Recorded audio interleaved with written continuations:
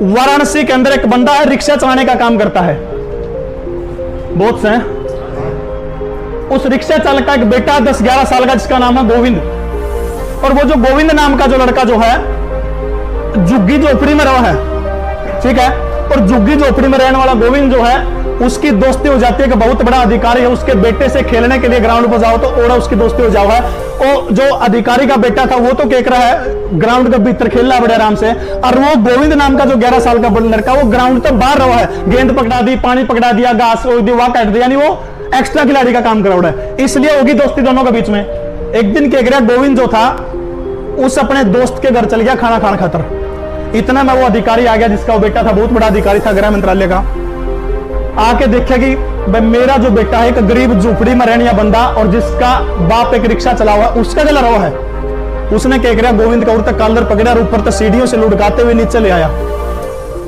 11 साल का गोविंद रोते रोते अपने घर आ गया, और घर आके अपनी बड़ी बहन जिसका नाम था ममता, उसको सारी की सारी बात बताई, नुगला मेरे गले नुन्नू बन गई।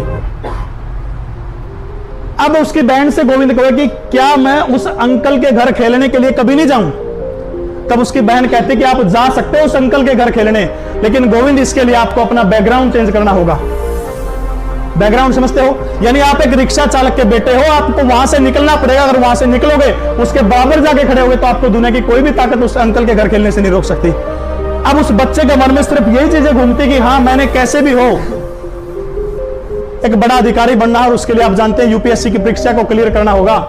और वो बच्चा जैसे ही ग्रेजुएशन मिनिमम क्वालिफिकेशन होती है, ग्रेजुएशन के अंदर जैसे उस बच्चे ने एडमिशन लिया, तो धीरे धीरे साथ में ही यूपीएससी की तैयारी करना शुरू कर देता है। अब बीए कर ली, कंप्लीट होगी। बीए करने के बाद में उसको दिल्ली का जो मुखर्जी नगर आप जानते हैं कोचिंग सेंटरों का हब है, वहां जब उसको ध्येय नाम का कोचिंग सेंटर, वहां जब उसको भर्ती करवाने के लिए जा गया, तो वहां उन्होंने अपनी फीस बताई करीब 4 लाख रुपए। और 4 लाख रुपए गरीब रिक्शा चालक बंदा, आज से कम 7 से 8 साल पुरानी बात है, 4 लाख रुपए बड़ी मुश्किल से जुगाड़ करके उस बंदा ने वो सारे के सारे पैसे उन्हें दे दिए। एक प्लॉट था जो उत्तर प्रदेश की समाजवादी पार्टी की सरकार थी, उसमें उनको मिला था, वो गिरवी रख के कैसे भी करके उसने वो पैसे चुका के 4 लाख रुपए बना दिए। अब देखो 4 लाख रुपए उन्हें दे दिए, बंदा कोचिंग लेवा, अपना काम चल रहा है, 6 महीने साल भर काम ठीक चला। अब उसके बाद देखो क्या गोविंद जो लड़का, उसके फादर की एक टांग में कोई दिक्कत होगी, और दिक्कत के कारण डॉक्टरों ने बोला कि ऑपरेशन करना पड़ेगा। और ऑपरेशन पर सारा कुल मिला के खर्चा लगभग 2.5 लाख रुपए खर्चा आया। सरकार से कुछ वापस भी मिल गया, लेकिन सबसे बड़ी बात क्या हुई कि उसके फादर की टांग काटनी पड़ गई। 3 रिक्शे थे उसके पास में, 2 रिक्शे किराए पर दिया करता है, खुद चला करता।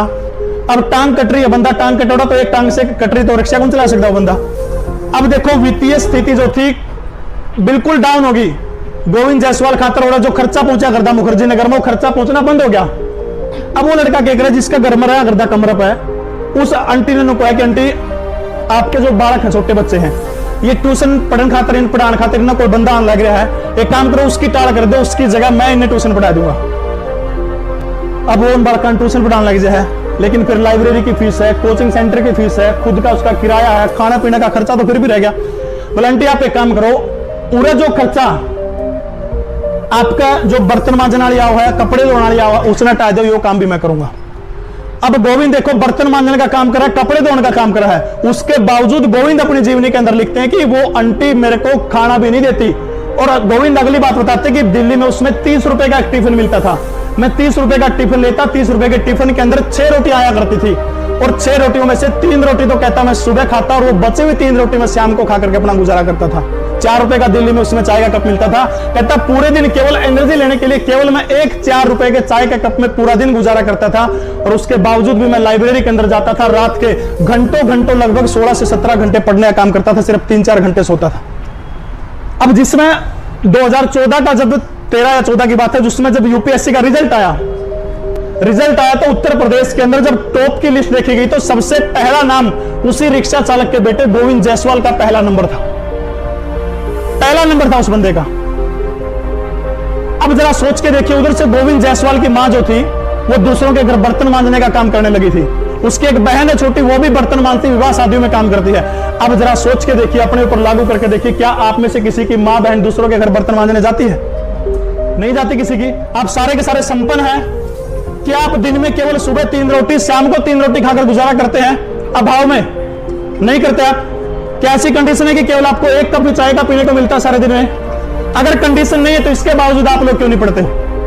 एक शब्द होता है मातृ पितृद्रोही। जब आप सुबह घर से निकलते हो ना, घर से निकलते ही सबसे पहले आपकी माँ वो खुश होती कि मेरा बेटा मेरी बेटी पढ़ने के लिए गया और एक दिन जरूर वो सफल होकर लौटेगा।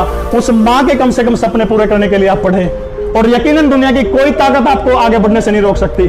दिल के अंदर हौसला जगाएंगे, हौसला जगा करके जब आप रूटीन के अंदर पढ़ना शुरू करेंगे, दिल लगाकर पढ़ना शुरू करेंगे, तो दुनिया की कोई ताकत नहीं जो आपको जॉब से रोक दे।